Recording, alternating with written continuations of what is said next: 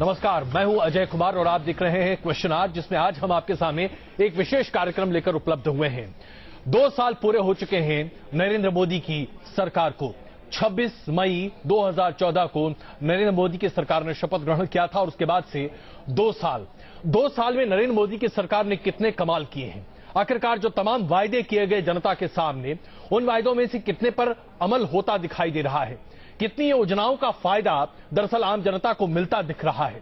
क्या आम जनता मोदी सरकार के कामकाज से उतनी ही खुश है जितनी मोदी सरकार चाहती है कि हम विश्वास करें।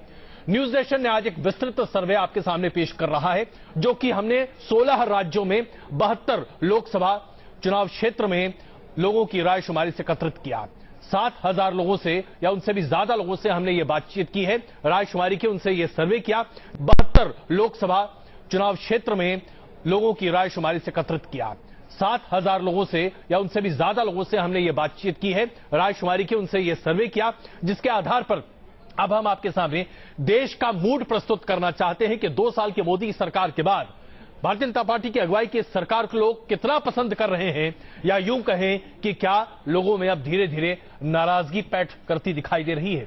करेंगे इन तमाम मुद्दों पर चर्चा। उसके साथ साथ एक विस्तृत पैनल भी हमारे साथ होगा, लेकिन सबसे पहले आपको दिखाएं कि दरअसल मोदी सरकार के लिए ये 2 साल कैसे रहे हैं।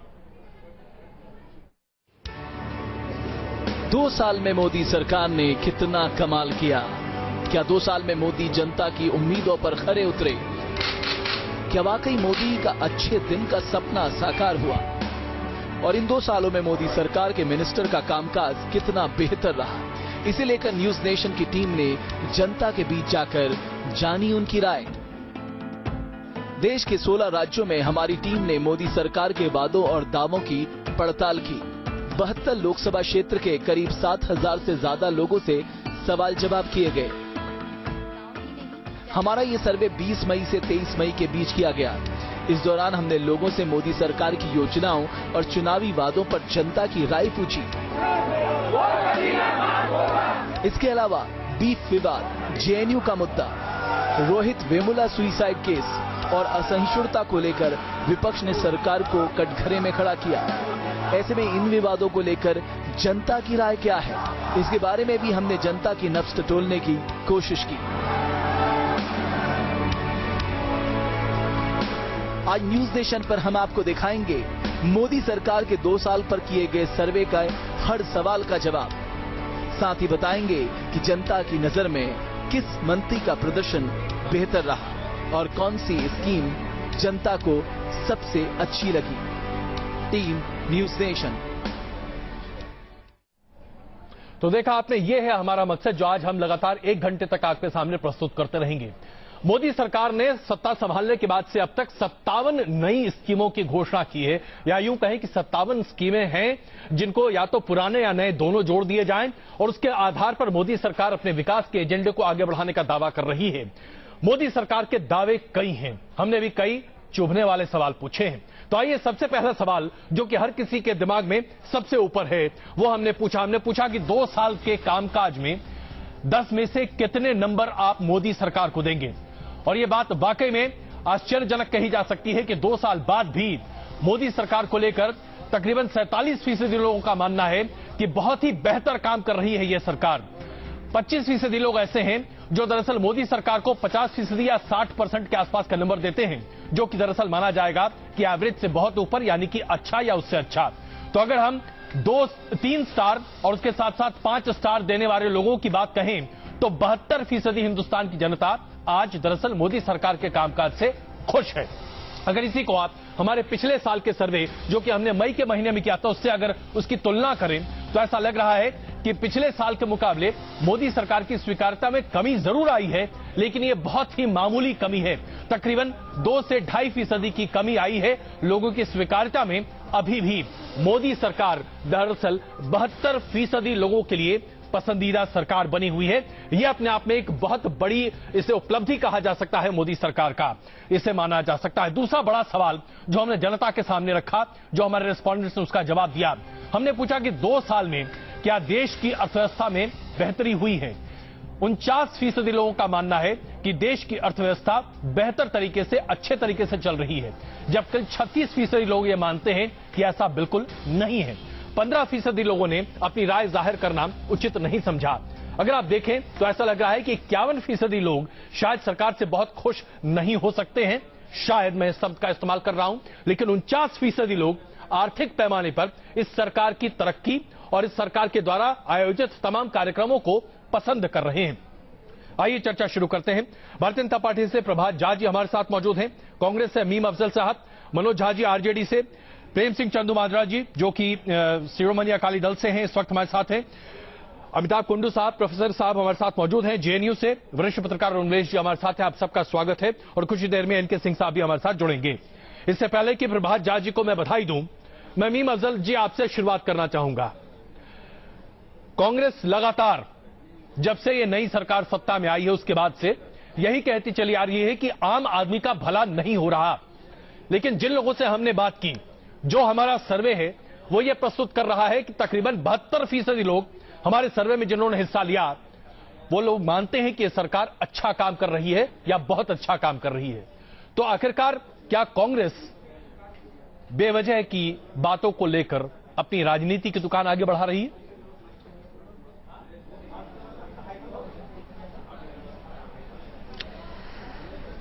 देखिए, अब मैं आपके सर्वे के बारे में कुछ नहीं कहूंगा। जाहिर है आपने इतना बड़ा सर्वे किया है, आपने बताया कि आपने 72 कॉन्स्टिट्यूएंसीज में जाकर के 60,000 लोगों से बात की है जी, और आपकी सर्वे उसका एक सीधा सीधा एक आईना है। लेकिन मैं कुछ बातें जरूर कहूंगा जी कि ये 2 साल जो थे इसके बारे में मैं साफ बात ये कहूंगा कि जमीन पर जाकर लोगों से अगर हम बात करते हैं तो हर आदमी पूछता है अच्छे दिन कब आएंगे। वो अच्छे दिन अभी तक लापता हैं। इस सरकार के 2 साल में नारेबाजी, जुमलेबाजी, नफरत साजी, आप तो उर्दू जानते हैं जी, नफरत साजी और आंकड़ेबाजी, ये 4 खेल होते रहे हैं और अभी भी हो रहे हैं। उत्तर प्रदेश में बहुत ही भयानक सूरत हाल। मीर साहब, मैं जरा आपसे इत्तेफाक आज नहीं रख पाऊंगा और वो इसलिए क्योंकि जो हमारा सर्वे है वो बिल्कुल अलग चीजें प्रस्तुत कर रहा है। जी जी, मैं आ रहा हूं उस पर। देखिए, महंगाई जो है वो आसमान पर है अभी तक जी। महंगाई की दर की बात करते हैं, लेकिन कॉमन आदमी को ये नहीं पता कि महंगाई की दर किसे कहते हैं। इसलिए कि जब तक उसको आटा दाल सस्ती नहीं मिलेगी, जब तक उसकी रोजमर्रा की चीजें सस्ती नहीं होंगी, वो महंगाई को हर हालत में। मैं मानता हूं मीर साहब, मैं इस सवाल का जवाब भी प्रस्तुत करूंगा। ये सवाल भी हमने अपने दर्शकों से पूछा कितनी बुरी तरह से, लेकिन मैं आपसे यहाँ एक मोटी बात समझना चाहता हूं। क्या आप लोग इस सरकार की निंदा करने में और बखिया उधेड़ने में बहुत जल्दबाजी कर रहे हैं? यही सवाल मैं मनोज जी से भी पूछूंगा, लेकिन पहले आपसे एक छोटा जवाब ले लूं क्योंकि प्रभात जी को बधाई तो आज देनी पड़ेगी। इससे पहले आपसे मीम साहब,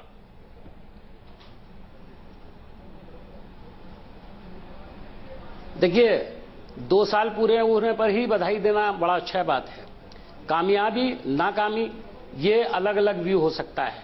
आपने जो सर्वे दिखाया, मैं कह रहा हूं कि आपका सर्वे जो है वो यकीनन आपने किया है, मैं उसको कोई चैलेंज नहीं करूंगा जी। लेकिन मेरा ये मानना है कि इस सरकार से बड़ी जबरदस्त शिकायतें हैं।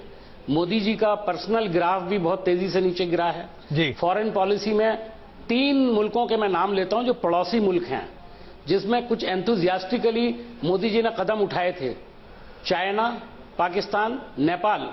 मुझे बताइए 2 साल में हम कहां खड़े हैं? चलिए उस पर भी हम विस्तृत चर्चा करेंगे। मैं आपसे एक छोटी टिप्पणी चाह रहा था क्योंकि मेरे पास वक्त कम है और आंकड़े बहुत ज्यादा। मैं क्षमा चाहता हूं मीन साहब, लेकिन मनोज जी, प्रभात जी अभी हमसे जुड़ नहीं पा रहे हैं इसलिए उनसे हम बात करेंगे। लेकिन मनोज जी, मैं आपसे भी यही सवाल पूछता हूं, जब लोगों को ये रास आ रही है सरकार, तो आप इतने नीरस क्यों हो रहे हैं?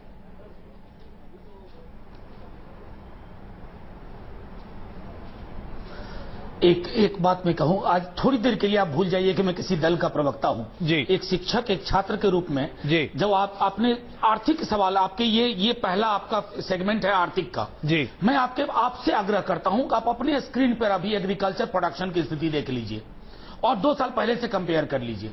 एक्सपोर्ट की स्थिति देख लीजिए, 2 साल पहले से कंपेयर कर लीजिए। आप इंडस्ट्रियल प्रोडक्शन को देख लीजिए, 2 साल पहले से कंपेयर कर लीजिए।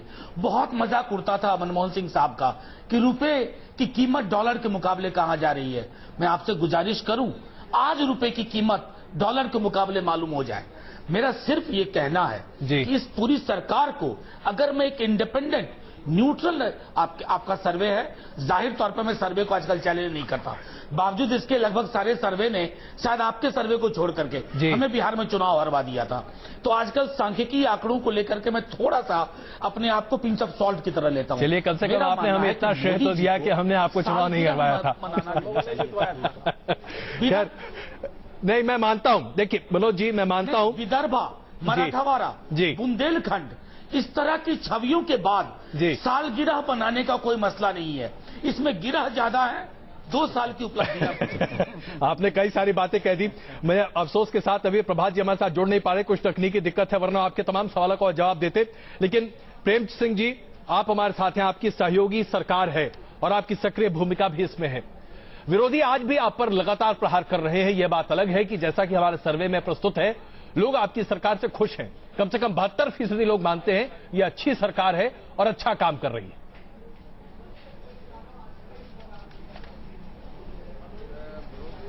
कह रहे हैं इसको लोग नहीं मान रहे, ये आप ही कह रहे हैं, आपका सर्वे कह रहा है। ये इसलिए ये साबित हो रहा है कि विरोधी जो हैं ये केवल विरोध के लिए काम करते हैं। देखिए, जो मैं समझता हूं कि जब किसी सरकार की पॉलिसी जो देखनी है, या उसका मापदंड देखना है, उसकी नीति और नीति पे देखना पड़ता है। सरकार की नीति क्या है और सरकार की नीति क्या है। देखिए, उसमें सरकार अमल करती है। पहली जो सरकारें थी वो कहती कुछ थी, करती कुछ थी। माननीय मोदी साहब ने सबसे पहले कहा था सबका साथ सबका विकास जी। उसके लिए प्रैक्टिकल जो किया, कोऑपरेटिव फेडरलिज्म लेकर आए। जो हमारे देश के जो जब कॉन्स्टिट्यूशन बना, जो संविधान निर्माता थे, उन्होंने देश को फेडरलिज्म के लिए तो बनाया था। ये इन्होंने पिछले 60-65 वर्षों में यूनिटरी, यानी कि आप मान रहे हैं कि विरोधी से विरोध करने के लिए तमाम आवाज बुलंद कर रहे हैं। मैं क्षमा चाहता हूं, मैं आपको बीच में रोक रहा हूं। विजय शोणकर शास्त्री जी भारतीय जनता पार्टी से इस वक्त हमारे साथ फोन पर जुड़े हैं। प्रभात जी के पास कुछ तकनीकी दिक्कत की वजह से हम उनसे बात नहीं कर पा रहे। विजय शोणकर शास्त्री जी, पहले तो बधाई। जो न्यूज नेशन का सर्वे है उसके हिसाब से दूसरे साल भी आपका काम इतना जबरदस्त है कि 72% लोग मानते हैं कि आपकी सरकार अच्छा या बहुत अच्छा काम कर रही है, जो कि पिछले साल के मुकाबले 3% कम है। पिछले साल 75% लोग ऐसा मानते थे। तो क्या ये आप मानते हैं कि मोदी जी का नेतृत्व है जो आज सरकार को इस ऊंचाई तक ले जा रहा है? नहीं, बिल्कुल ये बात हम मानते हैं, और खास तौर से इसमें हमारे पास तो बहुत सारे नेता हैं, सारे लोग बहुत मेहनत के साथ काम कर रहे हैं और दिल से काम कर रहे हैं। पर मोदी जी विजन के साथ काम कर रहे हैं। उनका विजन जो है देश को एक नई ऊंचाई पर ले जाना, देश में जो केवल सत्ता का परिवर्तन नहीं करना चाहते हैं, बल्कि 60 वर्षों से जो व्यवस्था बन चुकी है उसका भी वो परिवर्तन कर रहे हैं। इसलिए मुझे लगता है कि ये जो आपने दिखलाया है जी, ये बहुत ही सटीक है।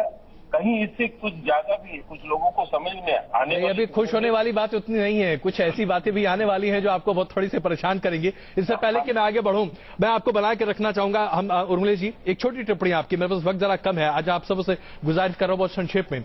ये जो अभी एक सेटिस्फैक्शन इंडेक्स दिख रहा है 72% लोगों का, क्या आप मानते हैं कि लोग वाकई में अभी खुश हैं और ये फील गुड फैक्टर चल रहा है अभी मोदी सरकार का?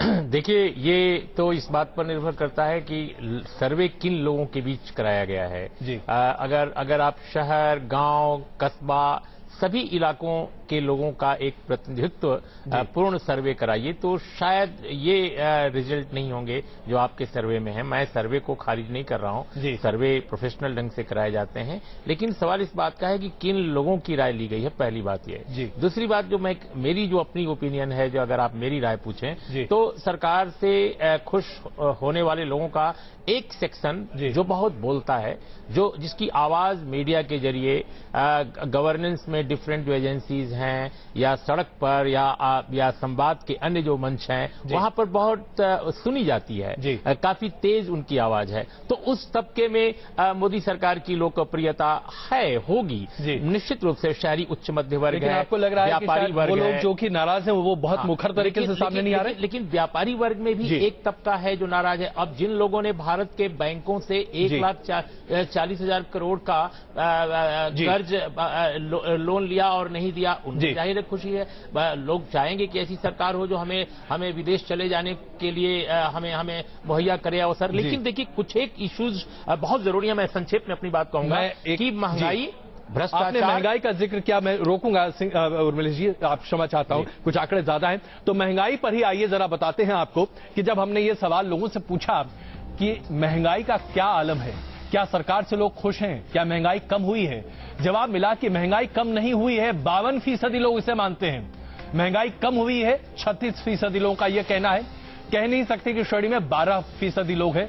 समझ में यह नहीं आता कि महंगाई कम हुई या नहीं कम हुई, इसमें कह नहीं सकते वाली बात क्यों आती है, लेकिन कम से कम यह आंकड़ा प्रस्तुत होता दिखाई दे रहा है। दूसरा बड़ा मुद्दा जो काले धन का था, जो मोदी सरकार बार बार सामने ला रही थी, हमने पूछा कि क्या मोदी सरकार काले धन के मुद्दे पर खड़ी रही है या ये चुनावी जुमला है।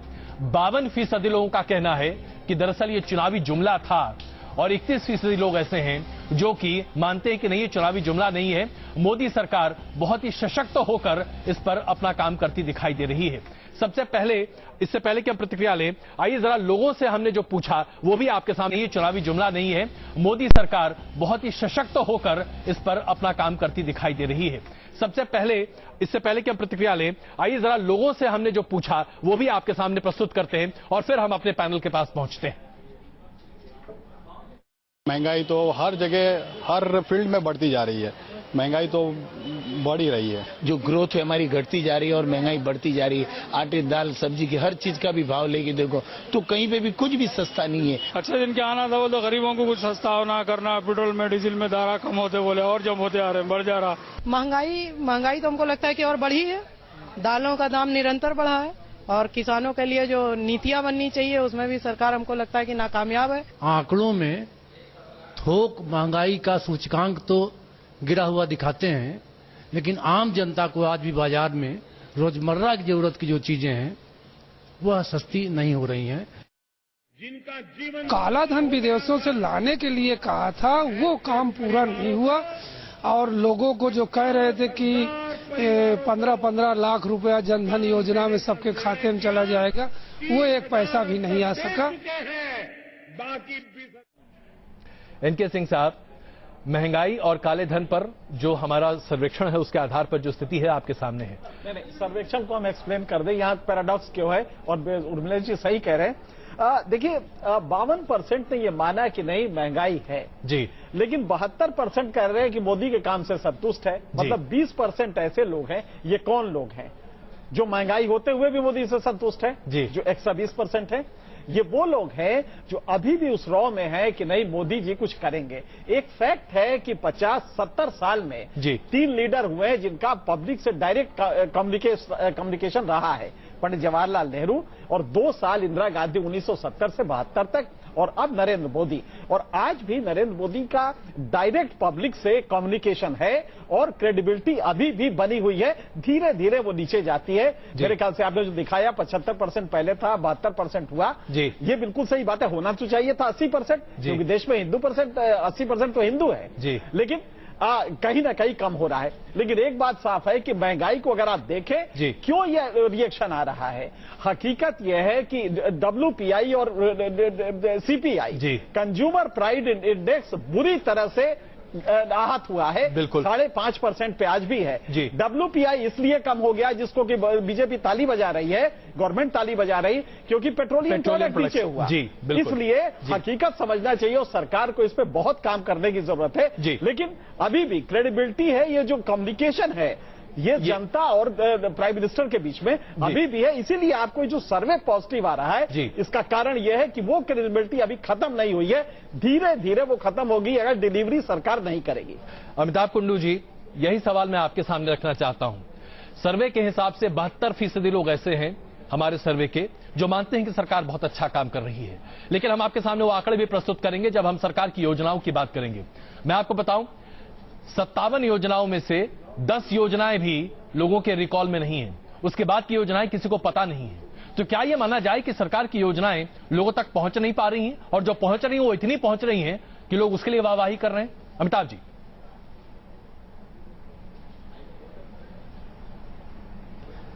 अजय जी, क्योंकि आपके सर्वेक्षण के उद्देश्य और उनके परिप्रेक्ष्य के बारे में सवाल उठाए गए हैं, मैं समझता हूं कि अगर आप सामाजिक और मानवीय क्षेत्र में इस सरकार का 2 साल का मूल्यांकन करना चाहें जी, आर्थिक क्षेत्र को निश्चित रूप से भी सामने रखना पड़ेगा। मैं समझता हूं कि सामाजिक और मानवीय क्षेत्र में आंकड़े कुछ देर से आते हैं, जो विश्वसनीय हो, जो राष्ट्रीय स्तर पर आते हों, लेकिन फिर भी मैं समझता हूं कि आर्थिक क्षेत्र को देखते हुए कुछ लोग 7.5 अंक दे रहे हैं 10 में से, क्योंकि यही हमारा ग्रोथ रेट रहा है आर्थिक विकास का, जो पिछले एनडीए सरकार के आने के पहले 2 साल में कुछ कम था, 1.5% कम था। लेकिन मैं समझता हूं कि 7.5 से कम करके मैं 6.5% देना चाहूंगा, क्योंकि निश्चित रूप से अगर आप सूचकांकों को देखें, अगर कंज्यूमर प्राइस इंडेक्स अगर बनाएं सही ढंग से, अगर गरीबों को ध्यान में रखते हुए भी, तो भी निश्चित रूप से उसमें कमी आई है। लेकिन सामाजिक क्षेत्र में जो वादे किए गए थे कि आपने आप सोशल सिक्योरिटी में बहुत आप ये करेंगे, एक्सपेंडिचर को बढ़ाएंगे, आपके जो अल्पसंख्यकों के ऊपर कुछ व्यय होगा, चाइल्ड एंड वुमेन डेवलपमेंट पे, उसमें निश्चित रूप से बजट में कटौती आई थी पिछले साल, और इस साल भी हम देखते हैं कि अगर आप प्राइस इंडेक्स को न्यूट्रलाइज करके देखें तो उसमें प्रतिशत में कोई वृद्धि नहीं आई है। मैं समझता हूं कि जो अनाउंसमेंट हो रहे हैं, जो कार्यक्रम जो बताए जा रहे हैं, उसके पीछे बैकअप होना चाहिए रिसोर्सेज का। मुझे लगता है उसमें निश्चित रूप से कमी है। बिल्कुल। चूंकि भारतीय जनता पार्टी से प्रभात झा जी हमसे जुड़ने में जरा उन्हें दिक्कत आ रही है तकनीकी दिक्कत की वजह से, तो फर्ज कीजिए कि आज मैं भारतीय जनता पार्टी के पक्ष को ज्यादा उसके सामने रखता दिखाई दूंगा। तो मीम साहब और मनोज जी, आज मान लीजिए कि मैं अजय कुमार नहीं, बीजेपी का प्रवक्ता हूं, और उस हिसाब से आपके सामने कुछ एक तथ्य रखने की कोशिश कर रहा हूं। जब एक सर्वे जो कि एक चैनल कर रहा है, मान लीजिए जैसा कि मैं बात कर रहा हूं न्यूज नेशन की, और ये सवाल मैं आपके सामने रख रहा हूं, 72% लोग अगर मोदी सरकार से खुश हैं, महंगाई को लेकर भले लोगों में दिक्कत हो सकती है, भले आप बाकी चीज देखें, लेकिन आर्थिक विकास को लेकर है। एफडीआई इनफ्लो की बात अगर आप करें, एफडीआई इनफ्लो इस सरकार में बढ़ा है आपकी सरकारों के मुकाबले, और जहां ये आर्थिक विकास की आप बात करते हैं, याद रखिए पूरी दुनिया एक आर्थिक मंदी से गुजर रही थी और उस वक्त मोदी सरकार ने सत्ता संभाली, और ऐसे में मोदी सरकार ने अपनी सरकार के साथ साथ लोगों का भला भी किया। ऐसे में मोदी सरकार की सीधी निंदा क्या ये अपने आप में सही है? याद कीजिए जब आपका दौर था 2008 के बाद सरकार की क्या हालत हुई थी, लोगों के पास खाने के लिए पैसा नहीं था, उद्योग धंधा बंद हो गया था। मीम साहब,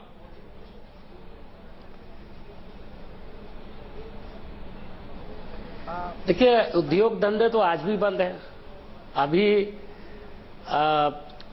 जहां साहब बोल रहे थे जी, उन्होंने कई बातें उठाई थी कि जरा बताइए प्रोडक्शन का क्या हाल है, एक्सपोर्ट का क्या हाल है, इवन इंपोर्ट का क्या हाल है।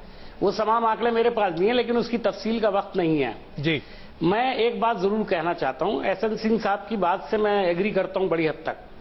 ये जो 72 और 52 वाला मामला है जी, मैं भी जानता हूं। मैं आपको एक छोटा सा उदाहरण देता हूं। मैं एक जगह गया जहां पर बड़ी तादाद में मोदी नवाज लोग थे जी, और वो सारे धंधा करने वाले यानी कारोबारी लोग थे जी। और वो लोग थे जिन्होंने इलेक्शन में ना सिर्फ ये कि सपोर्ट किया, बल्कि हर तरह से सपोर्ट किया जी, पैसा भी लगाया इलेक्शन में उनके जी। उनसे जब मैंने ये पूछा कि आपको तसल्ली है, आपका धंधा कैसा चल रहा है, तो उन्होंने कहा धंधा तो मंदा है। और ये 1 साल बाद ही पता लग गया था, बहुत बुरा हाल था।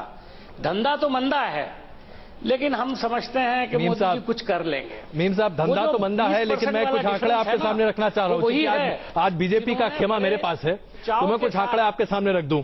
$1 ट्रिलियन का डिजिटल कॉमर्स का टारगेट अगले साल बीजेपी की सरकार पूरा कर लेगी। मैं ये कहूंगा, आज चूंकि आप बीजेपी वाले हैं जी, इसलिए मैं कहूंगा कि आंकड़े साजी में मत घुमाइए।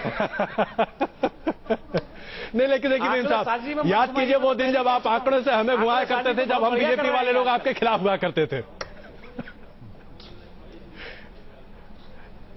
देखिए ये आप पकड़ा करते थे ना, बिल्कुल। तो ये कुछ एक चीजें हैं मीम साहब, देखिए हम मानना पड़ेगा। मीम साहब और मनोज जी, मैं आप दोनों को इसमें शामिल कर रहा हूं क्योंकि मुझे एक तुरंत ब्रेक लेना है, इसलिए बहुत छोटी टिप्पणी। देखिए आज जो आंकड़े विस्तृत तौर पर सामने आ रहे हैं, अगर आप ई कॉमर्स की बात करें, अगर आप डिजिटल प्लेटफॉर्म्स की बात करें, अगर आप मार्केट की बात करें, आज दुनिया में हम 4थे नंबर के बड़े मार्केट हैं। दुनिया के बड़े से बड़े ब्रांड, बड़ी से बड़ी कंपनियां आज हिंदुस्तान में निवेश करने के लिए लाइन लगाकर खड़ी हैं। अब आप इसे मोदी इफेक्ट कह सकते हैं या इंडिया स्टोरी कह सकते हैं, लेकिन वास्तविकता यह है कि यह मौजूदा बीजेपी की सरकार के दौर में हो रहा है। इसका श्रेय तो आपको देना ही पड़ेगा। नहीं, मैं मनोज जी, नहीं, देखिए, आप श्रेय दिलवाने को तुले हुए हैं और मैं कहता हूं कि वह संतुलित विश्लेषण हो। मैं सिर्फ इतना कहना चाहता हूं, पहली बार ऐसा हुआ है कि सुप्रीम कोर्ट को इंटरवीन करना पड़ा है कि मनरेगा की राशि रिलीज करो। ये कौन सी विकास की गाथा हम कर रहे हैं जहां विकास का वितरण से कोई संबंध नहीं? कौन से असमानता के समुद्र में 2-4 अडानी अंबानी के टापू बना लें, क्या यही विकास की गाथा है? मैं समझता हूं अगर ये विकास की गाथा है, हमें ये विकास नहीं चाहिए भाई। हमें विकास चाहिए, कम मिले लेकिन सबको बराबर मिले। चलिए, तो इस पर मैं कुछ एक आंकड़े और अभी प्रस्तुत करता हूं जो अभी हमने अपने इस सर्वे में सामने रखे। मोदी सरकार के द्वारा जो प्रमुख योजनाएं हैं उनके बारे में अभी चर्चा करते हैं। इससे पहले कि हम ब्रेक ले लें, हम आपको बताएं कि जनधन योजना की बात हमने जब पूछी तो 46% लोग उसे 5 स्टार दे रहे हैं, 25% लोग उसे 25% लोग उसे 3 स्टार दे रहे हैं, यानी कि कुल मिलाकर 70% के आसपास लोग उसे पसंद कर रहे हैं। स्वच्छ भारत अभियान को लेकर भी 66% लोग उसे पसंद करते दिखाई दे रहे हैं। उसके साथ साथ मेक इन इंडिया की बात करें तो यही एक ऐसा प्रोग्राम है जिसमें तकरीबन 40% लोग इसे बहुत कम आंक रहे हैं। स्मार्ट सिटी ये दूसरा कार्यक्रम है मोदी सरकार का जिसमें 47% लोग इससे संतुष्ट नहीं है। और डिजिटल इंडिया कार्यक्रम की बात करें तो यहां भी तकरीबन 42% लोग इससे संतुष्ट नहीं है, लेकिन तकरीबन 60% लोग यहां पर मान रहे हैं कि यह कार्यक्रम अच्छा है। तो यानी कि कार्यक्रमों के रिकॉल है, लोग इसको बारे में जान रहे हैं, लेकिन अभी तक शायद पूरा लाभ लोगों तक नहीं पहुंच पा रहा। रुक रहे हैं आप बस कुछ क्षणों के लिए, वापस आकर कुछ और प्रमुख सवाल आपसे पूछेंगे और उसके साथ साथ जो हमने जनता के सामने रखा वो विवादास्पद मुद्दे जिसकी वजह से मोदी सरकार सुर्खियों में रही, उस पर लोगों की क्या राय है, मोदी सरकार ने उससे कैसे हैंडल किया। बने रहिए हमारे साथ। 2 साल कितने कमाल, न्यूज नेशन का सर्वे जारी है।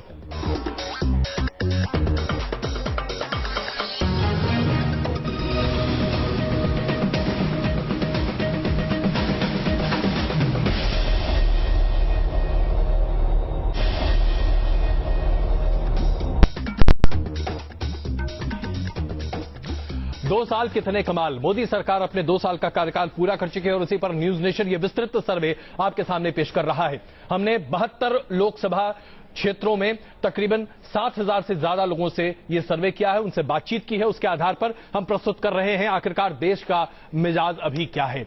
इससे पहले कि हम आपको बताएं कि हमारे सर्वे में लोगों ने विवादास्पद मुद्दों पर क्या प्रतिक्रिया जाहिर की, आइए आपको दिखाते हैं कि जब मोदी जी की बात होती है, उनकी खुद की व्यक्तिगत ब्रांडिंग की बात होती है, उनके बातचीत करने का अंदाज, उनके लिबास का अंदाज, लोगों से मिलने जुलने का अंदाज, अपनी मां के साथ फोटो खिंचवाना, ये तमाम बातें आज हिंदुस्तान में लोगों को कैसी पसंद आ रही हैं या नापसंद हैं। पहले जरा ये देखिए।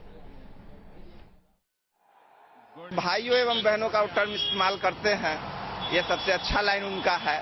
दूसरा, वो सवालात जब जनसभा में पूछते हैं लोगों से कि क्या सही है क्या गलत है, ये बात है कि नहीं है, वो सबसे अच्छा लगता है। इंडिया मतलब एज अ कंट्री को रिप्रेजेंट जिस तरह से करते हैं वो इस तरह से रिप्रेजेंट नहीं करते कि बस हाथ पैर जोड़ के रिप्रेजेंट करें किसी को, वो अपने आप अपने कंट्री को पूरे के पूरा साथ लेके चलते हैं और वो बोल्डनेस उनमें वो दिखता है। उन्होंने जो भाषण दिया था यूएस में जाके, तो वो काफी डायनामिक था, मतलब जिस तरह से उनका इंटरेक्शन था, जो पब्लिक स्पीकिंग है उनकी आमतौर पे जनता के साथ, बोल्डनेस उनमें वो दिखता है। उन्होंने जो भाषण दिया था यूएस में जाके, तो वो काफी डायनामिक था, मतलब जिस तरह से उनका इंटरेक्शन था, जो पब्लिक स्पीकिंग है उनकी आमतौर पे जनता के साथ, या जब वो कहीं पे भी भाषण करते हैं तो उनका जो एक कंटेंट होता है। 125 करोड़ देशवासियों ने मुझे जो जिम्मेवारी दी है, इसके लिए पल पल और शरीर का कण कण मैं 100% काम में लगाए रखूंगा।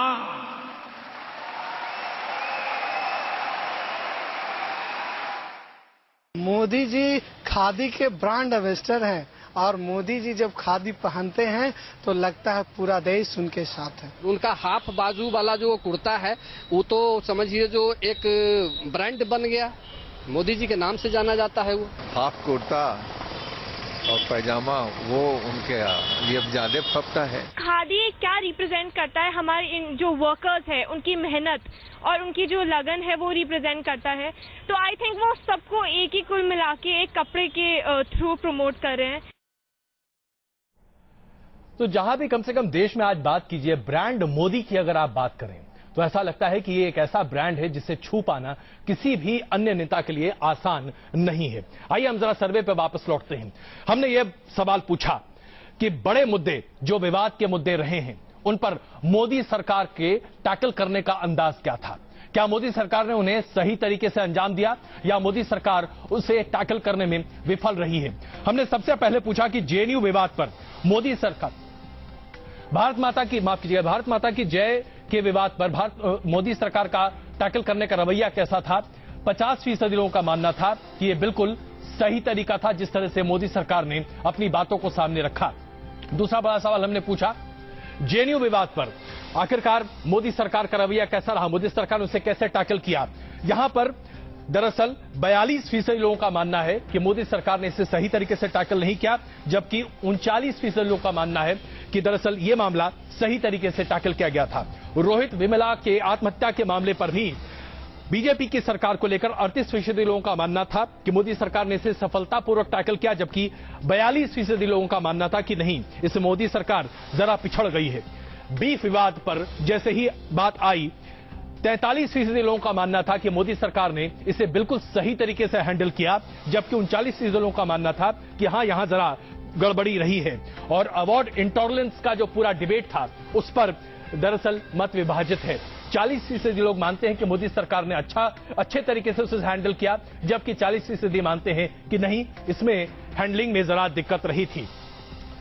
जैसा कि मैं कह चुका हूं मीम साहब और प्रभात जी, आज चूंकि बीजेपी के प्रवक्ता प्रभात जी हमसे नहीं जुड़ पा रहे, इसलिए बीजेपी के बारे में मुझसे सुदेश वर्मा जी आ चुके हैं। सुदेश जी चलिए, हमें जरा कमी हो रही थी, प्रभात जी हमारे साथ तकनीकी दिक्कतों की वजह से नहीं जुड़ पा रहे थे।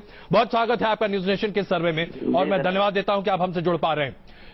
अभी हम चर्चा कर रहे थे जो विवादास्पद मुद्दे हैं उनको लेकर। अगर आपके हिसाब से देखा जाए तो आज कम से कम बीफ के इश्यू पर, भारत माता वाले मामले पर, भारत माता की जय वाले मामले पर और अवार्ड वापसी के मामले पर हमारे सर्वे के हिसाब से लोग आपकी सरकार के हैंडलिंग को अच्छा मानते हैं, लेकिन जेएनयू और रोहित वेमुला मामले पर आपकी सरकार के हैंडलिंग पर सवाल खड़े हो रहे हैं। क्या कहेंगे आप? देखिए, पहला बात तो ये है अजय जी कि ये वो मुद्दे नहीं है जिस पर सरकार में हम आए थे विकास के मुद्दे पर और नई दिशा देने के लिए कि उस समय एक माहौल था जो बहुत ही खराब था। कांग्रेस के करप्शन और भ्रष्टाचार और बहुत ऐसे मामले हुए देश त्राही कर चुका था। उस माहौल में हमारी सरकार आई थी। ये जो इश्यूज आप बता रहे हैं, ये देखिए फ्रिंज इश्यूज हैं, ये इशू इमर्ज किए और हमने एक बहुत संवेदनशील तरीके से इसको हैंडल करने की कोशिश की। खुशी की बात है। सिंह साहब आपके सामने कुछ सवाल रख रहे हैं। सिंह साहब, नहीं, वो सबसे बड़ा क्राइसिस ये है कि 2 साल से देश में जिस तरह का माहौल बन रहा है, ये फ्रिंज एलिमेंट ही बना रहा है। ये मैं ये नहीं कह रहा हूं कि पार्टी का कोई सस्टेन्ड एफर्ट है, लेकिन 2 साल से जिस तरह ये माहौल बनाया जा रहा है, आप समझ सकते हैं कि ये जो रेस्पॉन्स आ रहा है ये उसी का रेस्पॉन्स है। डेवलपमेंट में आप देखेंगे तो रेस्पॉन्स कई बार गलत भी है, लेकिन ये जो रेस्पॉन्स आ रहा है ये कम्युनल एटमॉस्फियर। आपका एक मिनिस्टर पहले दिन कहता है कि जो भारत माता की जय नहीं बोलेगा वो पापी है, दूसरे दिन वो कहता है कि उनको पाकिस्तान भेज दो, तीसरे दिन कहता है कि भारत माता की जय अगर नहीं बोला तो कानून बना के बुलवाएंगे। अगर मिनिस्टर ये कहता है तो ये कहीं ना कहीं एक हिंदू कंसोलिडेशन को एक नए डायमेंशन पे ले जा रहे हैं। मेरे ख्याल से एक तरफ मोदी जी विकास कर रहे हैं, अच्छे प्रोजेक्ट्स दे रहे हैं, फसल बीमा योजना अद्भुत अपने आप में है, लेकिन दूसरी तरफ जब आप ये कर रहे हैं तो कहीं ना कहीं ये कंट्री के एटमॉस्फियर को जो डेवलपमेंट की तरफ ले जाता वो कहीं बाधित हो रहा है। देखिए अजय जी मैं बोल सकता हूँ? नहीं, बिल्कुल आप ही बताएं प्लीज, ये सवाल आप ही के लिए था। अजय जी देखिए, मुद्दा ये है कि चाहे वो रोहित वेमुला वाला इश्यू हो, चाहे जेएनयू का, हमारा कोई हाथ नहीं था क्रिएट करने में। जी, हमने उसको रिजॉल्व करने की कोशिश की। उसमें आपके दो मत हो सकते हैं कि हमने सही तरीका अपनाया या नहीं अपनाया, और जो भी जनता बोलेगी वो उसको स्वीकार करेंगे। हमारे पास कोई ऑप्शन नहीं है, तो जवाबदेही वाली सरकार है। लेकिन हम आज आपसे ये बात करना चाहेंगे, जो विकास हुआ है, जो कमिटमेंट हमने मंत्री की तरफ से नहीं पाया। सुदेश जी, आज मुझे कहना पड़ेगा कि कॉल ड्रॉप का इश्यू वाकई में बहुत बड़ा है, आपकी सरकार को इसको तुरंत उठाना पड़ेगा। देखिए, आपकी भी तकनीकी वजह से बात नहीं हम सुन पा रहे हैं। रविशंकर प्रसाद जी ने बताया है कि जिसने ही टॉवर लग रहे हैं और कम इश्यू भी रिजॉल्व हो जाएगा। की बात करते हैं, मुझे लगता है कि हम आपसे दोबारा संपर्क साध रहे हैं, क्योंकि आपकी आवाज बिल्कुल नहीं आ पा रही है। हम आपसे दोबारा संपर्क साधने की कोशिश करेंगे। मीम साहब, एक छोटी प्रतिक्रिया इस पर आपकी।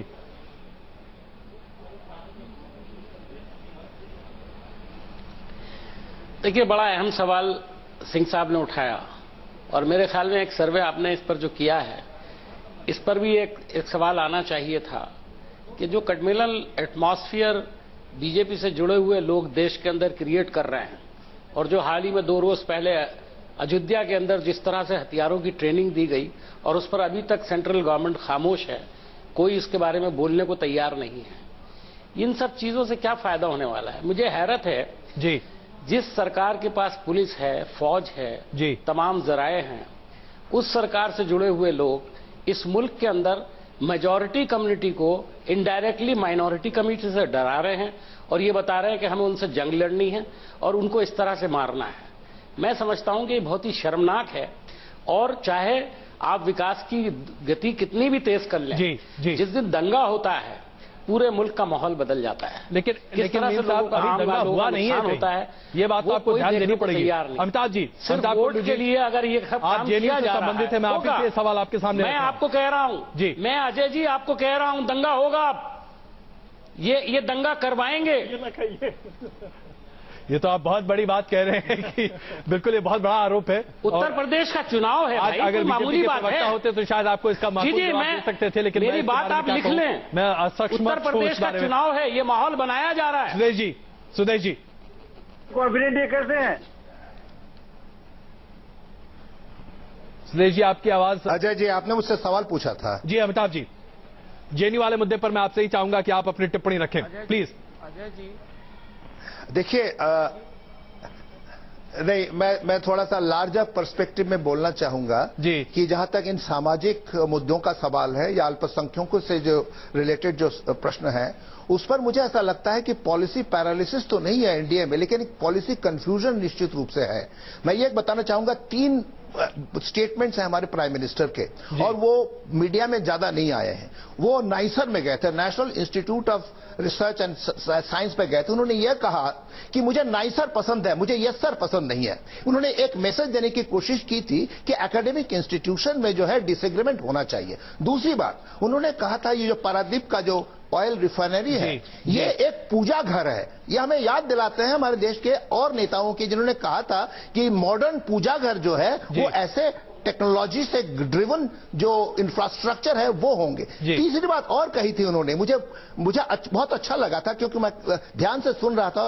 उन्होंने ये कहा था कि हमें 4 रेवोल्यूशन चाहिए, green revolution, white revolution, blue revolution और सैफ्रन रेवोल्यूशन। उन्होंने ग्रीन व्हाइट तो पता है कि एग्रीकल्चर से रिलेटेड है, एनिमल हस्बेंड्री से रिलेटेड है। ब्लू रेवोल्यूशन उन्होंने कहा कि हमें एनवायरमेंट को क्लीन करना है। जब उन्होंने सैफ्रन रेवोल्यूशन की बात की, मैंने सोचा शायद वो कहेंगे कि सामाजिक परिवर्तन चाहिए। उन्होंने कहा saffron revolution means energy efficiency. मुझे बहुत अच्छा लगा कि प्रधानमंत्री ने यह पोजीशन लिया, लेकिन यह निश्चित है जो फ्रिंज एलिमेंट्स हैं, वो जो कंफ्यूजन क्रिएट कर रहे हैं, वो डेवलपमेंट के एजेंडा से दूर लेके जा रहा है। मुझे लगता है प्रधानमंत्री को इस बारे में सख्ती से कुछ कहना चाहिए और डेवलपमेंट एजेंडा पे उनको बने रहना चाहिए और सबको मदद करनी चाहिए कि वो बने रहें। इससे पहले कि आप अपनी टिप्पणी, मुझे लगता है कि हमें सुदेश जी को बस एक छोटा मौका देना चाहिए। सुदेश जी प्लीज इसका जवाब दें।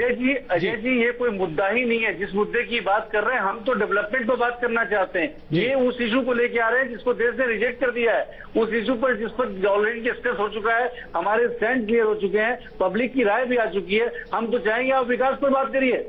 नहीं, बिल्कुल कांग्रेस की प्रवक्ता देखिए सुदेश जी जो कह रहे हैं, मैं बोल रहे हैं आज कि राइट होगा, इसका मतलब इनको पता है क्या इन्होंने साजिश की है? इनकी तो हिम्मत नहीं पब्लिक में जाने की। उर्मिला जी प्लीज एक छोटी टिप्पणी मुझे, और भी बहुत सारे आंकड़े प्रस्तुत करना है। थोड़े मुद्दे में उठाना चाहूंगा जी, थोड़ा वक्त दीजिए। देखिए सुदेश जो कह रहे हैं, मैं उनकी बात से सहमत हूं कि जो बड़े मुद्दे हैं वो उसके आधार पर मूल्यांकन होना चाहिए सरकार का। इस सरकार ने जो चुनाव के दौरान जनता को भरोसा दिया था, उसमें सबसे बड़ी बात थी एंटी करप्शन। यानी करप्शन को खत्म करेंगे, बिल्कुल महंगाई कम करेंगे, आतंक से मुक्ति दिलाएंगे, शांति स्थापना करेंगे, ब्लैक मनी लाएंगे, सबका साथ सबका विकास करेंगे। देखिए इतने साल हो गए, 2 वर्ष पूरा हो रहा है, आप उसकी बरसी उसका सालगिरह हम लोग मना रहे हैं 2 साल का। एंटी करप्शन जो जुमला था उसका सबसे सबसे बड़ा जो इंस्ट्रूमेंट हो सकता था वो लोकपाल बिल पारित हो चुका है। आज तक 2 वर्षों में ये ऑपरेशनलाइज अगर नहीं हुआ तो आखिर सरकार क्या कर रही है, पहली बात। दूसरी बात, विसल ब्लोअर प्रोटेक्शन लॉ पारित हो चुका है लोकपाल की तरह, यह भी ऑपरेशनलाइज नहीं है। तीसरी बात, प्रिवेंशन ऑफ करप्शन एक्ट में जो संशोधन प्रस्तावित किए गए हैं वो इतने खतरनाक हैं कि आम आदमी को और ज्यादा क्रिमिनलाइज उसको उस पर वो बल्कि आपराधिक मामले ला देंगे। एक सेकंड, ग्रीवांस रिड्रेसल मैकेनिज्म का टोटल अभाव है, पिछले 2 सालों में कुछ भी नहीं किया गया। अब रही बात महंगाई की, महंगाई के बारे में आपके सर्वे में स्वयं आपके करेस्पॉन्डेंट ने जो बात की वो बात साफ हो गई है। एक महत्वपूर्ण बात जो सोशल इंडिकेटर्स हैं, एजुकेशन और हेल्थ केयर, दोनों क्षेत्रों में इस सरकार की परफॉर्मेंस इतनी पुअर है कि पीछे की सरकारों की कंटिन्यूटी में इसको गिना जाएगा। देखिए 72% लोग फिर भी इस सरकार को अपनी मान रहे हैं और हमें इस बात को ध्यान देना पड़ेगा। अजय जी मैं एक लाइन में इसका जवाब देता हूं। 72% लोग अगर कहते हैं कि अर्थव्यवस्था की हालत बहुत अच्छी है, अब आप ये बताइए कि आम आदमी अर्थव्यवस्था को, माफ कीजिएगा जब मैं नहीं समझता बहुत अच्छी तरह, तो आर्थिक व्यवस्था के बारे में सड़क पर चलते लोग, कारखाने में काम करते लोग, स्कूल में बैठे लोग आखिर कितना समझेंगे? आर्थिक व्यवस्था के बारे में बिल्कुल अर्थशास्त्री ही बताएंगे, बिल्कुल और शास्त्री बताएंगे। ये सर्वे आम लोगों से नहीं हो सकता। सुरेश जी उर्मिलेश जी के लिए करप्शन कम हुआ ये इंडिकेशन नहीं है। उर्मिलेश जी को इंस्टीट्यूशन चाहिए। अरे इंस्टीट्यूशन आने में थोड़ा वक्त लगेगा। अरे भैया 2 साल से पारित है। जोड़िए, आप सरकार को उस पैमाने पर खड़ा करिए कि क्या एक भी मंत्री के खिलाफ करप्शन चार्ज है, क्या टेंडर पास नहीं हुए, क्या हमने इकोनॉमिक डिसीजन नहीं लिए? सुदेश जी लोकपाल होगा तब नहीं ये बात आएगी। करप्शन पर हमने फ्रंटल अटैक किया है, डीबीटी के थ्रू डायरेक्ट बेनिफिट ट्रांसफर किया है, जन धन योजना और आधार को यूज करके। क्या आपको करप्शन पर ये इम्पैक्ट नहीं लगता? सुदेश हमने हर जगह टेक्नोलॉजी की यूज की, टेंडरिंग की बात की है। मैं क्षमा चाहता हूँ, मुझे बीच में मैं क्षमा चाहता हूँ मुझे बीच में रोकना पड़ रहा है आप दोनों को, लेकिन क्या करें, मजबूरी है, मुझे यहाँ कमर्शियल ब्रेक लेना पड़े। उससे पहले मैं कुछ एक आंकड़े आप लोगों के लिए छोड़ जाना चाहता हूं। सबसे पहली चीज जो अभी आपके सामने मैं रख रहा हूं और वो ये है, आंकड़े अभी आपके सामने मैं प्रस्तुत कर रहा हूं कि दरअसल प्रधानमंत्री नरेंद्र मोदी के बारे में यह कहा जाता है कि क्या वो तमाम मंत्रालयों पर दखलंदाजी बहुत करते हैं। सिर्फ 33% लोगों का ऐसा मानना है कि मंत्रालयों के कामकाज में प्रधानमंत्री नरेंद्र मोदी का सीधा या बहुत ज्यादा दखल है। 43% इस धारणा को सही नहीं मानते। 24% ऐसा मानते हैं कि वो अभी इस बारे में कोई टिप्पणी नहीं कर सकते। लेकिन अगर इस सर्वे के हिसाब से और जो आंकड़े सामने आ रहे हैं उसके हिसाब से देखें तो एक मेजॉरिटी है जो ये मानती है कि नहीं, प्रधानमंत्री नरेंद्र मोदी उतने डिक्टेटोरियल नहीं है जितना बनाने की कोशिश की जा रही है। ये हमारे सर्वे के हिसाब से है। इस पर हम चर्चा जरूर करेंगे, बने रहिए हमारे साथ, क्योंकि उसके बाद आकर हम आपके सामने तमाम मंत्रियों के बारे में भी बताएंगे कि उनके कामकाज को लेकर हमारे सर्वे के हिसाब से लोग क्या मान्यताएं रख रहे हैं। बने रहिए हमारे साथ।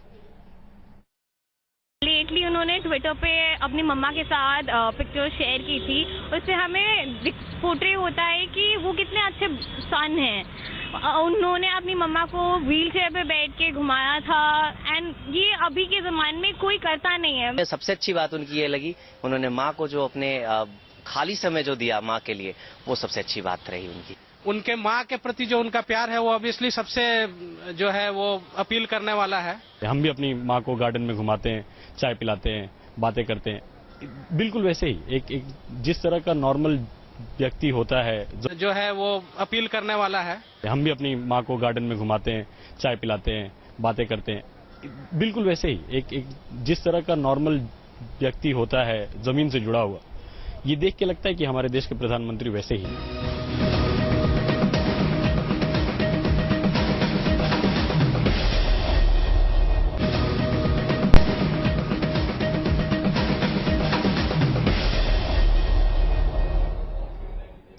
हम आपके सामने पेश कर रहे हैं प्रधानमंत्री नरेंद्र मोदी की सरकार के 2 साल के कार्यकाल के बाद आज जो हमने सर्वे किया है उसके आधार पर मोदी सरकार को लोग किस तरह से आंक रहे हैं। 72 लोकसभा क्षेत्रों में 7,000 से ज्यादा लोगों से हमने बातचीत की है, विस्तृत चर्चा हम कर रहे हैं और चूंकि इसके कई पहलू हैं, इस पहलुओं पर चर्चा करने से पहले हम आपके सामने यह भी प्रस्तुत करना चाहते हैं कि ब्रांड मोदी आज दरअसल कैसे लोगों के दिल में पैठ कर चुका है। लोग प्रधानमंत्री नरेंद्र मोदी की बातचीत करने के अंदाज, पहनावे के अंदाज, लोगों से मिलने जुलने का उनका तरीका, यहां तक कि अगर वो अपनी मां के साथ फोटो खींचते हैं तो उसे भी एक अलग नजरिए से देखते हैं। आइए आपको दिखाते हैं ब्रांड मोदी को लोग कैसे देख रहे हैं। नॉर्थ साइड पे एक ओल्ड लेडी थी जिनका स्टेज माइक तक उनका हेड जो है रीच नहीं हो रहा था, तो उनकी बात बराबर सुनाई नहीं दे रही थी।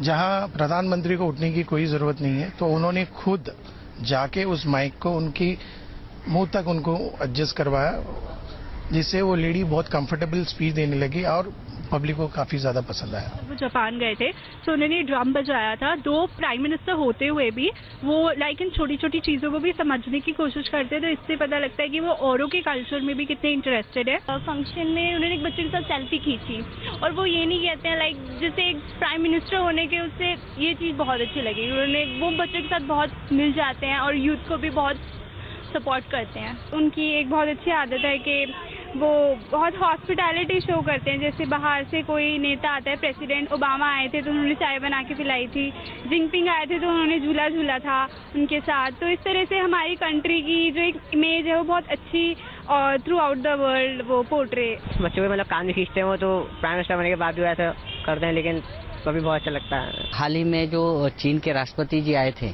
तो उनको उन्होंने झूला झुलाया खुद।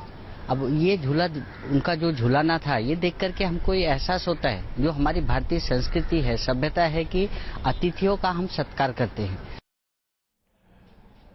तो आप देख रहे हैं किस तरीके से ब्रांड मोदी आज दरअसल लोगों के दिल में घर कर चुका है और इसे किसी भी तरीके से धूमिल कर पाना किसी भी व्यक्ति के लिए बहुत आसान नहीं है, एक कड़ी चुनौती है। लेकिन हमारा सर्वे बहुत कुछ और भी कहता है। प्रधानमंत्री नरेंद्र मोदी की सरकार विदेश नीति पर अपनी बातों को कैसे लोगों के सामने ला पाई है, तमाम मंत्रियों के कार्य को और उनके कार्य प्रणाली को लोग किस तरीके से आंकते हैं। राजनाथ सिंह, अरुण जेटली, नितिन गडकरी, रविशंकर प्रसाद, ये तमाम लोग क्या लोगों के दिमाग में उतनी ही जगह रख रहे हैं जितनी प्रधानमंत्री नरेंद्र मोदी? इस पर करेंगे विस्तृत चर्चा। हमारे तमाम मेहमान हमारे साथ बने हुए हैं। 10:30 बजे तक लगातार हम आपके सामने प्रस्तुत करेंगे आखिरकार देश की जनता का मूड क्या है मोदी सरकार को लेकर। बने रहिए हमारे साथ।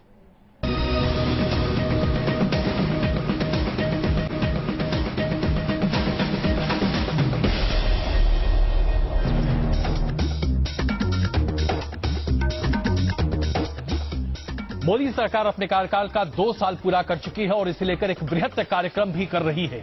इस बीच न्यूज नेशन ने 72 लोकसभा सीटों में तकरीबन 7,000 से ज्यादा रिस्पोंडेंट से बातचीत की। हमने एक विस्तृत सर्वे किया ये जानने के लिए कि दरअसल लोग क्या सोच रहे हैं मोदी सरकार के बारे में, लोगों का मूड क्या है, स्टेट ऑफ नेशन का मूड आज क्या है।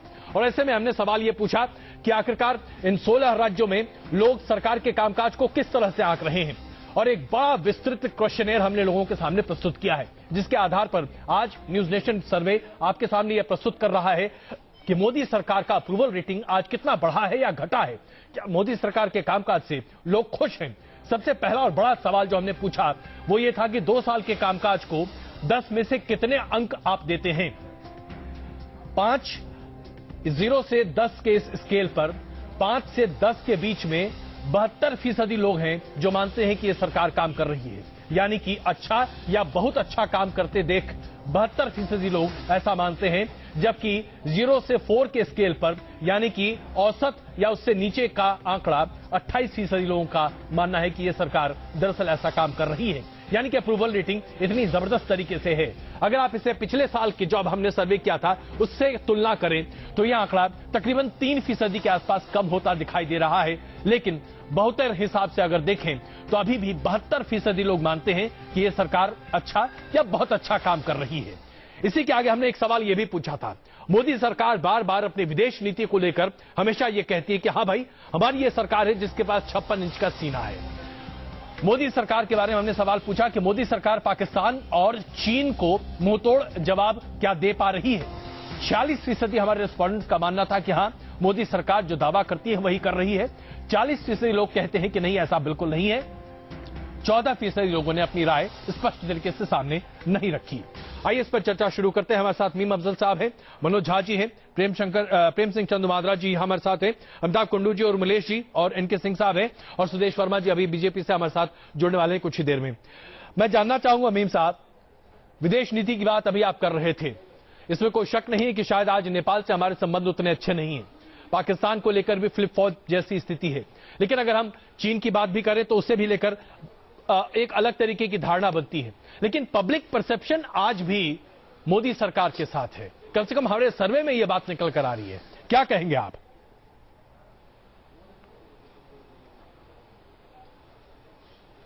देखिए अजय जी, सबसे पहले तो मैं ये बताऊं कि फॉरेन पॉलिसी को समझना एक आम आदमी के बस की बात नहीं है।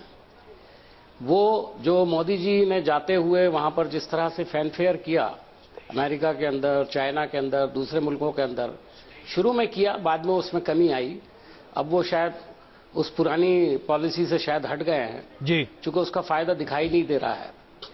तो मैं ये कहूंगा कि चीन के साथ उन्होंने जिस तरह से शुरुआत की, पाकिस्तान के साथ शुरुआत की जी, या उसी तरह से जब नेपाल का उन्होंने दौरा किया और वहां की पार्लियामेंट में जिस तरह तकरीर की, जिसके बारे में मैंने उस वक्त शायद आप ही के चैनल पे कहा था कि ऐसा लग रहा है मोदी जी किसी गैर मुल्क की पार्लियामेंट में नहीं बोल रहे हैं बल्कि हिंदुस्तान की किसी पब्लिक मीटिंग से खिताब कर रहे हैं जी। तो ये सब चीजें अवाम को अच्छी लग रही थी और उसका असर है कि बहुत सारे लोग ऐसा कह रहे हैं। मेरा ये मानना है ईमानदारी से, देखिए फॉरेन पॉलिसी जो होती है वो बहुत ज्यादा किसी एक लीडर पर निर्भर नहीं करती है। Foreign policy is a continuous process ji. ये ऐसा नहीं है कि आज कोई आया अचानक कुछ बदल देंगे। जाहिर है पाकिस्तान के सिलसिले में आपने अचानक कुछ नहीं बदल दिया, चीन के सिलसिले में अचानक कुछ नहीं, सिर्फ दौरे किए हैं आपने जी। या जिस तरह से आपने एक एडवेंचरिज्म किया पाकिस्तान में कि आप वहां नवाज शरीफ के यहां चले गए, ये एडवेंचरिज्म कुछ लोगों के लिए अच्छा हो सकता है, लोगों को पसंद आ सकता है जी, लेकिन ये डिप्लोमेसी का तकाजा नहीं है। मैं इसको मैच्योरिटी मानूंगा। दूसरी बात मैं और बताऊंगा आपको, फॉरेन पॉलिसी को लेकर के जो सुषमा जी का काम है जी, मैं उसको बहुत अप्रिशिएट करता हूं। वो जिस अंदाज से खामोशी के साथ देश के भले के लिए फॉरेन मिनिस्ट्री के जरिए से काम कर रही हैं, एक फॉरेन मिनिस्टर की हैसियत से, तो मीम साहब मैं साफ तौर पे कहूंगा उसका क्रेडिट सुषमा जी को देना चाहिए। बिल्कुल, तो आप फॉरेन मिनिस्टर के काम से संतुष्ट हैं, सिंबॉलिक फॉरेन पॉलिसी से सिंबॉलिक है, सिंबॉलिक है। मुझे नहीं मालूम आपने जो अभी 10 जी जी नहीं 10 जो आपने लोगों को सेलेक्ट किया है जी, आपने उसमें सुषमा जी का नाम नहीं लिया। मैं उनको मानता हूं कि इनकी कैबिनेट में वो भी सबसे इंपॉर्टेंट सुषमा जी का नाम है उसमें मीम साहब, फॉरेन पॉलिसी को देखती हैं, सुषमा जी का नाम बांग्लादेश के अंदर जो उन्होंने काम किया है जी, अगर है तो बहुत अच्छी बात है जी। लेकिन मैं यहाँ पर जरा सिंह साहब को भी जोड़ना चाहूँ। सिंह साहब, बांग्लादेश के ताल्लुक फॉरेन पॉलिसी को लेकर आज मोदी सरकार की प्रस्तुति है, उसकी तारीफ करना चाहिए। बिल्कुल, फॉरेन पॉलिसी को लेकर आज जो प्रस्तुति है, मोदी सरकार बार बार ये कहना चाह रही है कि हाँ हम वाकई में अच्छा काम कर रहे हैं। एक छोटी सी टिप्पणी आपकी, आप इसे कैसे? सीधी सी बात है कि 2.03 ट्रिलियन डॉलर की इकोनॉमी है। नेचुरली सारी दुनिया के ममालिक जो हैं वो हमारे यहाँ माल बेचना चाहेंगे और एक टूथपेस्ट भी अगर अमेरिका बेच ले तो 40 कॉर्पोरेट हाउसेस जिंदा हो जाएंगे अमेरिका के। तो नेचुरली वो सारे सब आ रहे हैं। मोदी जी ने इंडियन इमेज को काफी वहां पे डेवलप किया, जिस तरह इंटरेक्ट कर रहे हैं उसमें बिल्कुल पॉजिटिव है। लेकिन वो मीम साहब सही कह रहे हैं कि फॉरेन पॉलिसी को समझना, दरअसल हमारी प्रॉब्लम यह है कि कल हम मान लीजिए कि चाइना के 4 गोलेबारी करके और चाइनीज में थोड़ा दबा दे जी, हम बहुत खुश हो जाएंगे, जनता बहुत खुश हो जाएगी। पाकिस्तान में अगर हम 3 आदमियों को मार दे अंदर जाके, जनता बहुत खुश हो जाएगी। लेकिन आज हमारी फॉरेन पॉलिसी डिटरमाइन होती है, ग्लोबल इकोनॉमी में हमारी इकोनॉमी इंटीग्रेटेड है जी, तो उससे डिटरमाइन होगी कि हम ग्लोबली कितना अच्छा कर पाते हैं, एक्सपोर्ट हमारा कितना बढ़ पाता है। आप ताज्जुब करेंगे कि 1951 के बाद आज पहली बार सबसे वर्स्ट पोजीशन में हमारा एक्सपोर्ट है। एक्सपोर्ट कॉन्ट्रैक्शन कहते हैं 16.3% है, नेगेटिव -16.3%, जबकि 1951 में सिर्फ एक बार हुआ था 18.5%। तो आप समझ सकते हैं कि 70 साल में पहली मुझे लगता है सुदेश जी काफी निंदा एक तरह से आपको झेलनी पड़ सकती है। इससे पहले कि आप जवाब दें, मनोज जी, आज जो विदेश नीति को लेकर चर्चा है, कम से कम हमारे जो तमाम रिस्पोंडेंट्स हैं उनके हिसाब से विदेश नीति सही है अपने हिसाब से, लेकिन विपक्षी दल ऐसा नहीं मानते। आपकी क्या राय है?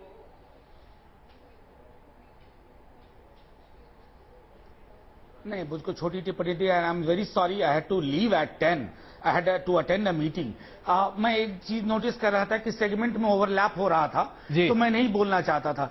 मेरा मानना है कि फॉरेन अफेयर्स को मैं बहुत वर्षों से फॉलो कर रहा हूं। पहली बार मैं ऐसा देख रहा हूं कि एक व्यक्ति और अजीत डोभाल जी वो तय कर रहे हैं साउथ एशिया में मोदी जी की फॉरेन पॉलिसी क्या हो। मैंने इससे पहले कभी किसी निजाम को नहीं देखा था कि state appeared as a travel agency, आपने कंडक्टेड टूर करवाया पठानकोट में, और टूर के बाद क्या हुआ हम सब जानते हैं। एक और छोटी टिप्पणी करने दीजिए अजय जी, क्योंकि मैं आपके शो में नहीं रहूंगा, इसके बाद कहीं मुझको आवश्यक एक क्रिटिकल इंक्वायरी में जाना है। एक महत्वपूर्ण चीज है कि कहीं मैं चाहता नहीं था कि स्टैटिस्टिकल एनोमली को इंगित करूं, लेकिन रोहित वेमुला की खुदकुशी का खत जो हमारी सभ्यता की खुदकुशी का खत है, और उसके बाद जेएनयू, आप कभी मेरे विश्वविद्यालय आइए, दिल्ली विश्वविद्यालय, एक आम अदने विद्यार्थी से बात कीजिए, आपको लगेगा कि बहिष्कृत समाज का आइकन बन चुका है रोहित वेमुला। और उस बहिष्कृत समाज का जो आक्रोश है वो पूरा का पूरा इस निजाम के प्रति है। मुझे पता नहीं क्यों नहीं समझ में आ रहा है कि आपका डेटा और हमारी अपनी फीलिंग, हमारे छात्रों की फीलिंग मैच नहीं कर रही है। शायद हमने कोई कमी होगी। बिल्कुल। सुदेश जी, आप हमारे साथ हैं इस वक्त? ऐसा लगता है सुदेश जी इस वक्त हमारे साथ नहीं है। अमिताभ जी, मैं आपसे एक छोटी प्रतिक्रिया यहां पर लेना चाहूंगा। फॉरेन पॉलिसी को लेकर जो परसेप्शन बन रहा है, क्या आप मानते हैं कि शायद लोग अभी समझ नहीं पा रहे हैं, या मोदी सरकार जो कह रही है लोग उस पर ज्यादा भरोसा करते हैं, और जो एक्सपर्ट्स या फिर विपक्ष जो कह रहा है बातें वो अभी लोगों के समझ में जरा नहीं बैठ पा रही हैं? अमिताभ जी।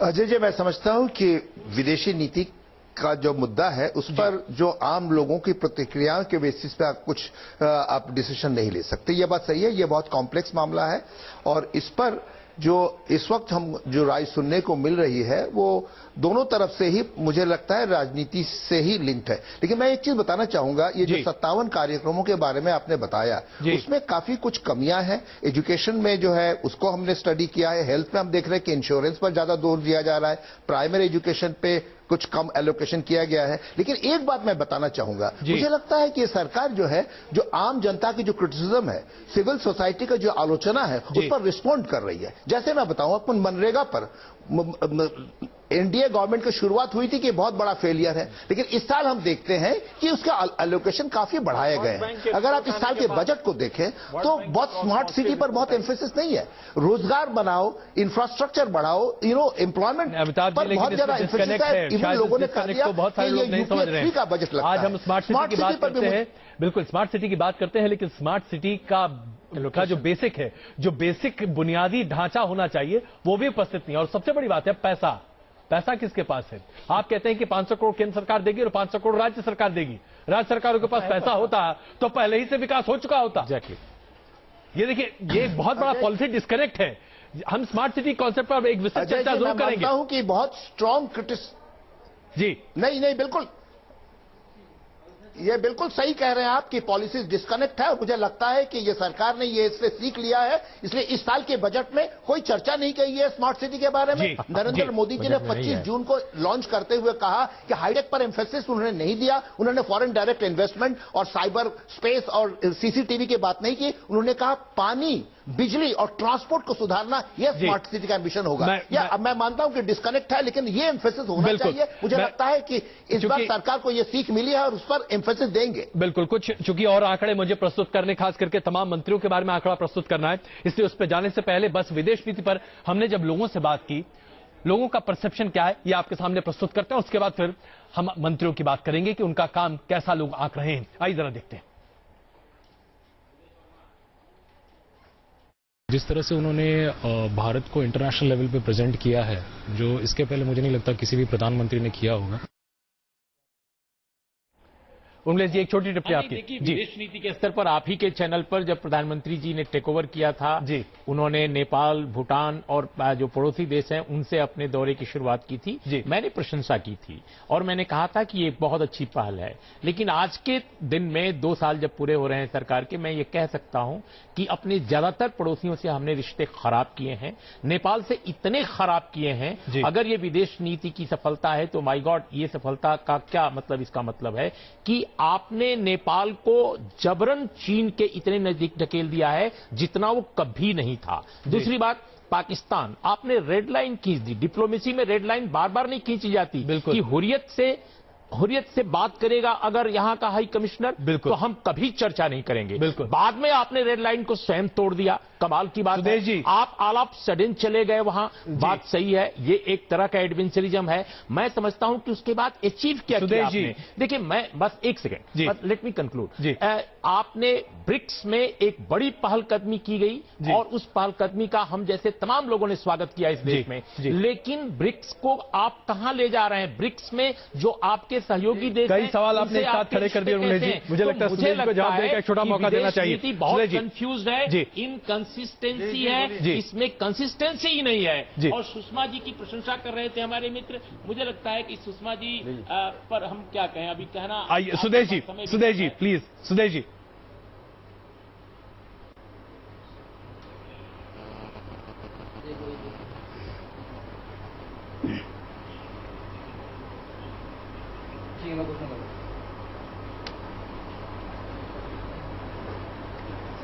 ऐसा लग रहा है कि तकनीकी दिक्कत आज कुछ ज्यादा ही है जी।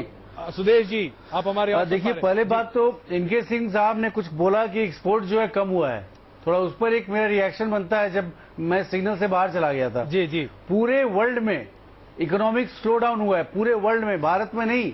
और आपको पता है जब अमेरिका में डिमांड कम होगा, बाकी जगह डिमांड कम होगा तो इंडियन एक्सपोर्ट नेचुरली इस पर इंपैक्ट डालेगा। लेकिन उसके बावजूद India largest investment destination emerge किया है, बेटर देन चाइना, ये मत भूलिए। आज एफडीआई जो है इतना ज्यादा आ चुका है कि आप बिलीव नहीं कर सकते। $62 बिलियन। आज हमारा जो फॉरेन एक्सचेंज रिजर्व है वो ऑल टाइम हाई है। क्या ये सब आपको अचीवमेंट नहीं दिखता? इतने इकोनॉमिक क्राइसिस के बावजूद अगर हमने इकोनॉमिक इंडिकेटर्स अच्छे रखे हैं, फॉरेन इकोनॉमी ऑल्सो, तो इसको क्या आप अचीवमेंट नहीं मानेंगे? और आते हैं उर्मिलेश जी की बात पर। उर्मिलेश जी पता नहीं किस नीति की बात कर रहे हैं। हमें तो लगता है कि विदेश नीति पर पूरा देश यह मानेगा कि मोदी जी ने बहुत अच्छे से चलाया है। पाकिस्तान को आइसोलेट करने में, टेररिज्म के मुद्दे पर पूरा विश्व अगर भारत के साथ खड़ा है पाकिस्तान के खिलाफ, तो इसमें मोदी जी का बहुत बड़ा कंट्रीब्यूशन है। आज अगर हमारा प्रधानमंत्री बाहर जाता है तो उससे मिलने के लिए, सुनने के लिए क्यूरियोसिटी है। हजारों की संख्या में लोग आते हैं। पहले प्रधानमंत्री जाते थे तो ये क्यूरियोसिटी नहीं होता था। एक बहुत बड़े सशक्त देश के रूप में भारत को देखा जा रहा है। ओवरऑल इकोनॉमिक सिचुएशन से ही फॉरेन पॉलिसी डिटरमिन होती है। इंडिया एक बहुत बड़ा इकोनॉमिक इन्वेस्टमेंट डेस्टिनेशन इमर्ज किया है। क्या इसको देखा जा रहा है? ओवरऑल इकोनॉमिक सिचुएशन से ही फॉरेन पॉलिसी डिटरमिन होती है। इंडिया एक बहुत बड़ा इकोनॉमिक इन्वेस्टमेंट डेस्टिनेशन इमर्ज किया है। क्या इसको नकारा जा सकता है? ये क्या फॉरेन पॉलिसी के बिना आ गया है? अगर इन्वेस्टमेंट आ गया तो ऐसे ही आ गया, पहले क्यों नहीं आ रहा था? जबकि इकोनॉमिक माहौल खराब हुआ है पूरे वर्ल्ड का, उसके बावजूद मुझे लगता है कि ये चर्चा बहुत लंबी चलेगी, लेकिन मेरे पास वक्त बहुत कम है, इसलिए मैं आप दोनों से क्षमा चाहता हूं। आइए जरा मंत्रियों के रिपोर्ट कार्ड की बात कर लें। आइए सबसे पहले आपके सामने पेश करें। हम कैबिनेट के हिसाब से अगर चलें तो होम मिनिस्ट्री सबसे ज्यादा शक्तिशाली मिनिस्ट्री के तौर पर मानी जाती है। राजनाथ सिंह के कामकाज को 41% लोग मानते हैं कि वो बहुत अच्छा काम कर रहे हैं। अगर हम उसके बाद बात करें, अरुण जेटली की बात करें जो कि वित्त मंत्री हैं, उनके लिए 36% लोग मानते हैं कि बहुत बेहतर काम कर रहे हैं। हालांकि 33% लोग ऐसे हैं जो मानते हैं कि उनका काम वाकई में बहुत अच्छा नहीं है। सुषमा स्वराज विदेश मंत्री, 40% लोग मानते हैं कि वो बहुत बेहतरीन काम कर रही हैं, लेकिन 29% लोग ऐसे हैं जो मानते हैं कि उनका काम वाकई में काबिले तारीफ नहीं है।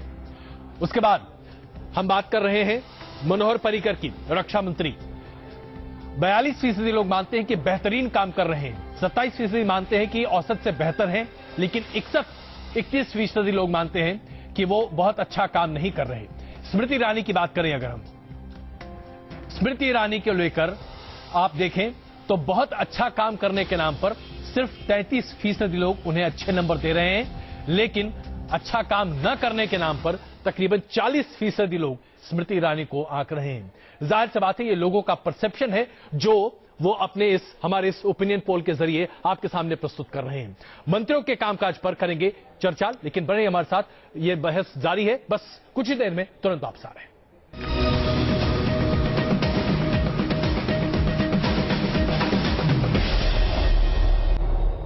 तो आप देख रहे हैं न्यूज नेशन का ये सर्वे मोदी सरकार के 2 साल के कार्यकाल पर। 2 साल कितने कमाल।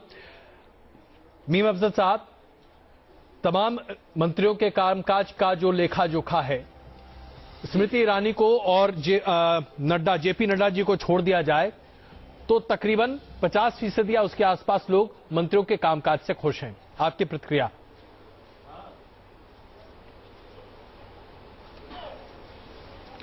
देखिए, मैंने जैसे कि कहा कि अगर आपने फॉरेन मिनिस्ट्री के ताल्लुक से एक सर्वे एकदम पढ़े लिखे लोगों में कराया होता और जो इनकी दूसरी नीतियां हैं, मिसाल के तौर पर आपने इसमें किसानों को बिल्कुल टच नहीं किया। आपके सर्वे में एक कमी मैं पाता हूं कि एक आम किसान से पूछना चाहिए। आपको कहा गया था कि आपको मूल्य का 50% इजाफा करके आपको जो है उसका प्रॉफिट दिया जाएगा। वो 2% भी नहीं बढ़ा, 3% ही या 2 या 2.5% बढ़ा है जी। और ये बहुत बड़ा सवाल है। आज जो बीमा योजना किसानों के लिए आई है, उसका सहारा लेकर के सुप्रीम कोर्ट तक में कह दिया गया कि हम जो है वो 50% नहीं दे सकते जी, मूल्य का जो एक्स्ट्रा है। तो किसान की जो हालत है वो रिफ्लेक्ट नहीं हुई है आपके सर्वे में। दूसरी एक अहम बात मैं और कहना चाहता हूं बहुत ही अदब के साथ कि आपके सर्वे में मोदी जी के ताल्लुक से बहुत सारे लोगों से आपने कमेंट लिए हैं। इस सर्वे में बहुत सी जगहों पर लोगों ने मुख्तलिफ जगहों पर बहुत सी चीजों पर डिसएग्री किया है जी। ये भी कहा है कि उनको पसंद नहीं है जी। मैं ये कैसे मान लूं कि आपने इतना बड़ा 60,000 लोगों में सर्वे किया और उसमें हर आदमी मोदी की तारीफ ही कर रहा है, कोई एक आदमी भी ऐसा नहीं है। तो चलिए सुदेश जी से ही पूछ लेते हैं, वही इसका जवाब बेहतर तरीके से दे सकते हैं। सुदेश जी, नुक्स निकाला हो मोदी जी की किसी पॉलिसी में? देखिए अजय जी, आपको पता होना चाहिए कि आपके दर्शक भी इस चीज को अप्रिशिएट करेंगे। क्या कारण है कि हम अपनी उपलब्धियों को लेके 2 साल बहुत बड़ा वक्त नहीं है, अभी भी 3 साल हमारे पास हैं, उसके बावजूद भी 2 साल में हमारी उपलब्धियां इतनी ज्यादा हैं कि इसको लेके जनता के पास हम जा रहे हैं और बता रहे हैं कि देखो आपने जो मैंडेट दिया था हमने ये काम किया, आप बताइए हमने सही किया या गलत किया। और उसके एवज में कांग्रेस जो अपोजिशन है क्या कर रही है, वो प्रेस कॉन्फ्रेंस कर रही है, वो मीडिया के पास जा रही है, लोगों के पास नहीं जा रही है, वो रैलियां एड्रेस नहीं कर रही है। तो इनमें गट्स ही नहीं है। हकीकत आप जानना चाहते हैं किसानों के बारे में हमने क्या किया, तो आप जाके देखिए कि हमने फसल बीमा योजना लाया, हम लोग बीमा योजना लाए। चलिए, आपको पता होना चाहिए लो प्रीमियम पर हम खरीफ और रबी का जाहिर सी बात है सत्ता पक्ष और विपक्ष के बीच में शायद ये विरोध हमेशा रहे।